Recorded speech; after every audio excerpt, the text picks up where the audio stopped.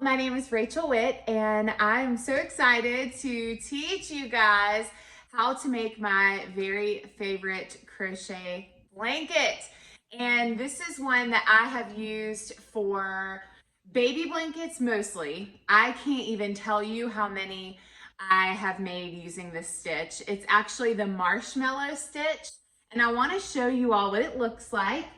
It is beautiful. The texture of this stitch is so wonderful.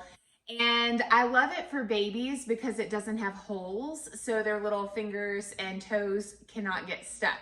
So that's why I love this blanket so much. I've done solid color just like this. You can see the size. So it's a really good size for a baby. I've also done multicolored with stripes and added a sweet little shell border. Like, that is so fun too. And this is the same size as the one you just saw. It just has a different border. And then I've also made them huge. I've made lapgans with them. So this is one that I made. Probably one of the most special. I have a couple that are the most special to me, but this was for a gift for my father-in-law, and he was diagnosed with cancer in 2021. We lost him in November of 2022. He is with Jesus now, but this is special because he used it every day, and he was really cold and because of chemo and things, and so he loved this blanket, and that meant the world to me. So this is a huge size that is perfect for an adult. So you can make it bigger too, and I'll show you how to do that. So let's get started. All right, y'all, I am using Bernat Blanket yarn today because I think this is going to be an easy color for you to see. And also you could use Bernat Baby Blanket. They are interchangeable. It's just the color lines are different. So the color palettes are different. So I am going to show you guys first how to make my slip stitch. This is what I am going to do. There's so many different ways that you can do it. I'm gonna pull it a little tighter, insert my hook, and then I like to keep it pretty loose.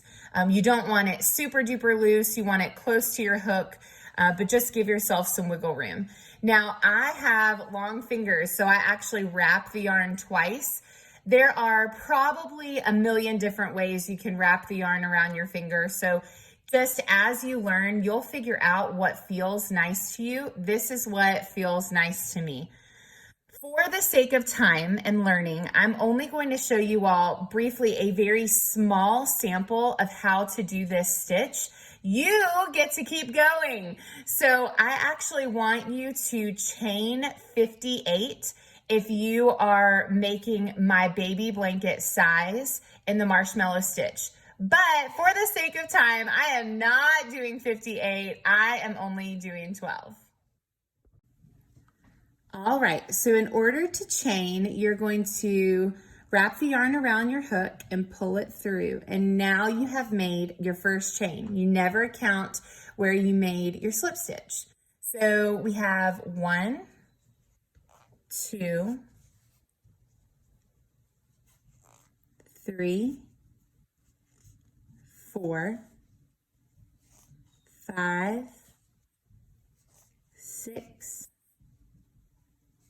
7, 8, 9, 10, 11, 12. Okay, so I have 12. You all can work in any multiple of 2 plus 4.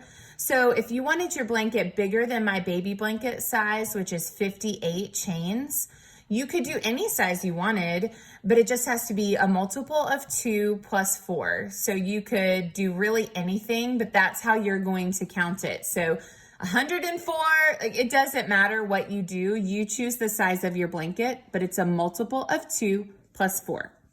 So we're going to work in the second chain from our hook, and we never count the one on the hook. So we're going to start here. So you have 1, 2, and I'm going to start with a single crochet. So I'm going to insert my hook just through one loop here that you can see. I'm going to wrap the yarn around my crochet hook, and then I'm going to wrap again and pull it through. And that is a single crochet. Next, I'm going to do a double crochet into the same chain space. So I'm going to wrap around my hook, insert, pull up a loop, then I'm going to go through 2, wrap around my hook, go through 2 again. Let's do that again. I'm going to skip this chain and work into the next one. A single crochet, wrap around my hook, pull it through, double crochet, wrap, insert, wrap again and pull it through, and you're going to go through 2 and through 2 again. Skip your next chain and work in the next single crochet, and this is the pattern repeat. It's just a single crochet and double crochet into the same space. So you can see here where I'm going to work my double crochet into that same spot, and you're going to do that throughout the blanket. So it becomes very, very simple to do.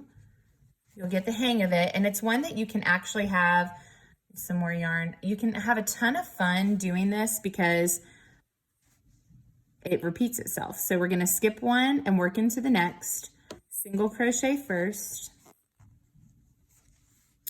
Then we're going to do a double crochet.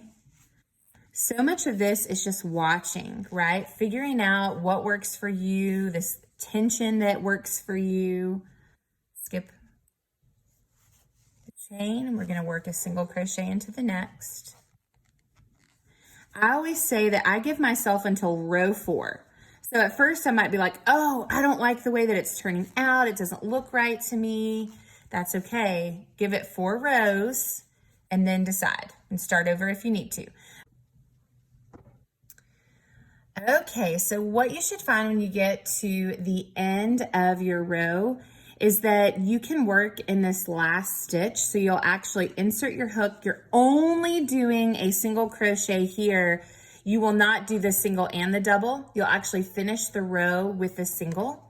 I want you to chain 1. This starts building your second row, and I want you to turn your work. And you can see where this starts to make the cutest little marshmallows. They are precious. Love it. And where we're going to start working now is actually right here. So you can see where we did our single crochet, and you have this space, and that's where you're going to work in permanently throughout the rest of the blanket. That's where you're working in.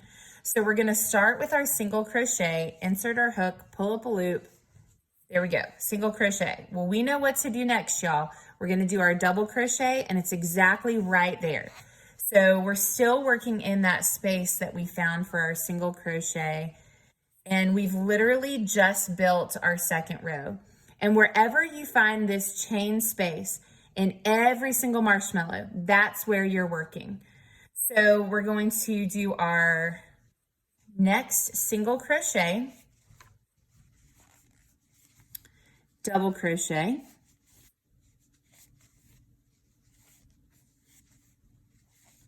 marshmallow stitch just sounds fun. That's why I started doing it. And then I fell in love with it, and the texture of this blanket is amazing. Hopefully you guys can see pretty good. Now when you really, so here's my chain space again. So that's where I'm working in.